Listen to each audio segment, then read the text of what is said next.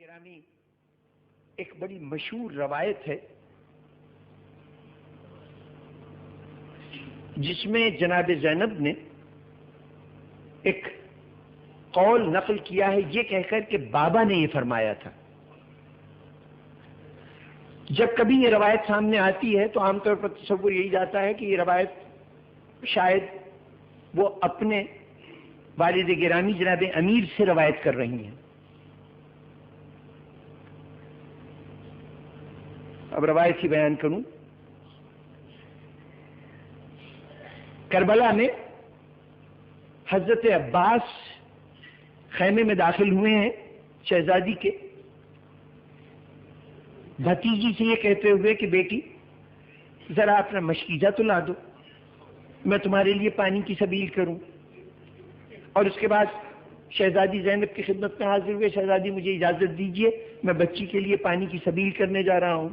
تو جناب زینب نے ایک مرتبہ سر سے پیر تک دیکھا تھا اور کہا تھا کہ بھیا عباس ذرا میرے سامنے بیٹھ جاؤ، میں تمہیں ایک حدیث سنانا چاہتی ہوں۔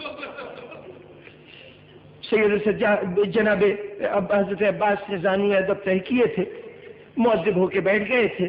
زینب نے اس وقت بیان شروع کیا تھا، ایسا لگتا تھا کہ جیسے شاگرد بیٹھا ہے اور استاد درس حدیث دے رہا ہے۔ جناب زینب نے کہنا شروع کیا کہ کمسنی کا زمانہ تھا، میں بابا کی گود میں بیٹھی ہوئی تھی، بابا کے گود میں بیٹھی ہوئی تھی۔ اب جو یہ جملہ کہا نا تو ہم نے اس سے مراد لیا کہ علی کے گود میں بیٹھی ہوں گی۔ میں سمجھتا ہوں کہ جیسے حسنین کو یہ اختیار تھا، حسنین کو یہ اختیار تھا کہ رسول کو بابا کہتے تھے، تو زینب کا مرتبہ معمولی مرتبہ نہیں ہے۔ یہاں ہو سکتا ہے کہ جناب زینب کہہ رہی ہوں کہ میں رسول کی گود میں بیٹھی تھی، کم سن تھی نا، چھوٹی عمر تھی تو گود میں بیٹھی ہوئی تھی، تو کہتی ہے کہ میرے سر سے چادر ڈھلک گئی تھی، تو اس وقت بابا نے میرے بازوؤں پہ بوسے دیے تھے، آنکھوں سے آنسو جاری ہو گئے تھے۔ میں نے پوچھا تھا بابا کس بات پہ آنسو بہا رہے ہیں، کیوں رو رہے ہیں؟ تو کہا تھا بیٹی میں دیکھ رہا ہوں تیرے ان بازوؤں میں رسی باندھی جا گئی ہے، رسی باندھی گئی اور تجھے بازاروں میں پھرایا جا رہا ہے۔ کہا اس دن سے مجھے اس قول پر کچھ سمجھ میں نہیں آتا تھا کہ یہ بات کیوں کہی ہے، اس کا مطلب کیا ہے، اور جب اللہ نے مجھے تیرا جیسا بھائی عطا کیا تھا تب تو میں سمجھتی تھی کہ میرے سمجھ کا قصور ہے، بابا کا یہ مطلب ہرگز نہیں ہو سکتا۔ کون ہے جو میرے بازو میں رسیاں باندھے، کون ہے میرے بازو میں رسیاں باندھے؟ لیکن آج اب جو تو میدان کی طرف جا رہا ہے تو مجھے یقین ہو گیا کہ رسیاں بھی بندھیں گی، بازاروں میں بھی پھیلایا جائے گا۔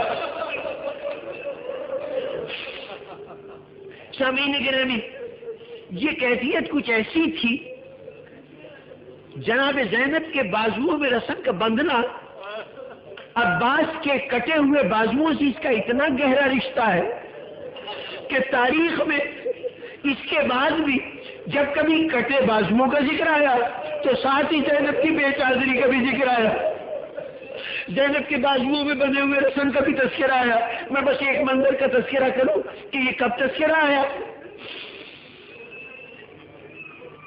یہی قافلہ مدینے پہنچا تو اس قافلے کے ساتھ ایک گائیڈ کے طور پر راستہ دکھانے کے لیے ایک شخص بشیر ابن جزلم آیا تھا جو قافلے کو لے کے مدینے تک آیا تھا۔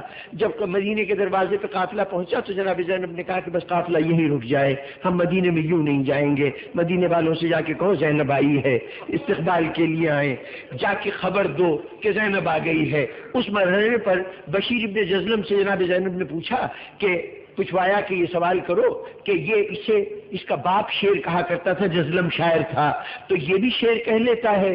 جواب دیا اس نے کہ ہاں کچھ مصرے موضوع کر لیتا ہوں۔ تو کہا اچھا جاؤ جا کے لوگوں کو خبر دے دو کہ ہم واپس آ گئے ہیں۔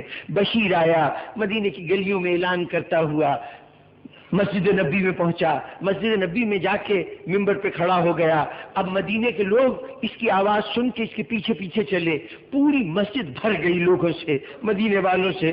اس نے ممبر پہ کھڑے ہو کے تفصیل بتانی شروع کی، لوگوں حسین یہاں سے کربلا گئے تھے، مکے سے کربلا گئے تھے، کربلا میں 3 دن کے بھوکے پیاسے رہ کے شہید کر دیے گئے۔ اس کے بعد اہل حرم ان کے جتنے عزیز تھے، جتنی بیویاں تھیں، ان کو گرفتار کر لیا گیا، ان کو کوفہ و شام کے بازاروں میں پھرایا گیا، اور اب وہ بیویاں واپس آئی ہیں۔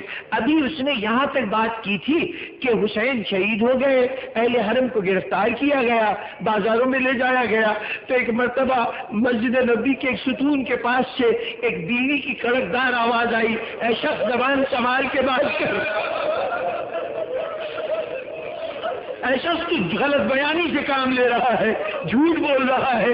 وہ ایک مرتبہ چونکا، لوگوں سے پوچھا یہ بیوی کون ہے، یہ معظمہ کون ہے جو مجھے جھوٹا کہہ رہی ہے؟ تو ایک مرتبہ لوگوں نے کہا ذرا احتیاط سے بات کرنا، یہ عباس کی ماں ام البنین ہے، یہ عباس کی ماں ام البنین ہے۔ بزرگان گرامی، یہ سننا تھا کہ ایک مرتبہ ممبر سے اترا بشیر اور چل کے پہنچا بی بی کے پاس، قدموں پہ جا کے سر رکھ دیا، بی بی آپ کے بڑا مرتبہ ہے، بڑی شان ہے آپ کی، آخر آپ نے کون سی ایسی بات محسوس کی کہ مجھ پہ غلط بیانی کا آپ کو شبہ ہوا؟ کہا تو نے یہی کہا ہے نا کہ حسین کا سر کاٹا گیا، زینب و ام کلثوم کو بازاروں میں پھرایا گیا؟ اس نے کہا بیوی ایسا ہی ہوا تھا۔ کہا پھر تو جھوٹ کہہ رہا ہے، یہ کیسے ہو سکتا ہے کہ میرے بیٹے کے مرنے کا تذکرہ نہ ہو، میرا بیٹا زندہ سلامت رہے اور حسین کے گردن پہ چھری چل جائے، زینب کی سر سے چادر اتر جائے؟ اس نے کہا بیوی میں نے تو اختصار کی خاطر مختصر طور پر واقعات بیان کیے تھے، اس لیے تفصیل نہیں بیان کی، ورنہ بیوی جب تک آپ کا بیٹا سلامت رہا کسی کی مجال نہ تھی کہ حسین کی طرف میلی آنکھ سے دیکھ سکتا، کسی میں جرت نہ تھی کہ زینب ام کلثوم کے پردے کو ہاتھ لگا سکتا۔ بس سامعین گرامی، دو جملوں کی ضرورت اور دے دوں، واقعے کو ذرا سے مکمل کر دوں کہ جب یہ بات ہو گئی تو اب پرسکون ہو گئی۔ ایک مرتبہ نجف کی طرف رخ کیا جناب ام البنین نے، مولا علی آپ سے کیا ہوا وعدہ میں نے پورا کر دیا، میں سرخرو ہو گئی، میرے لال نے میری عزت رکھ لی۔ اس کے بعد خاموش ہو کے سارا تذکرہ سنتی رہی۔ جب پورا واقعہ بیان کر چکا بشیر تو اب مخاطب ہوئی، دیکھیے ابھی تک ایک ذمہ دار خاتون بول رہی تھی، اب ذرا ماں کا جذبہ بیدار ہوا، دل چاہا کہ ان کے بیٹے کا کچھ تذکرہ ہو جائے۔ کہا بشیر اے شخص ذرا سی یہ تو بتا کہ میرا بیٹا شہید کیسے ہوا تھا، میرا عباس کیسے مارا گیا؟ بشیر نے بیان کرنا شروع کیا کہ بی بی آپ کا شہزادہ مشکیزہ لے کے دریا پہ گیا تھا، دریا پہ اس نے قبضہ کر لیا، مشکیزے کو پانی سے بھر لیا، لے کے واپس پلٹا تو راستے میں ایک بازو اس کا کٹ گیا، اس کے باوجود چلتا رہا، دوسرا بازو کٹ گیا، پھر بھی وہ چلتا رہا، اتنے میں مشکیزے پہ تیر لگا، پھر اس کے سر کے اوپر ایک گرز لگا تو وہ گھوڑے سے نیچے گرا، اور اس طرح آپ کا فرزند شہید ہوا۔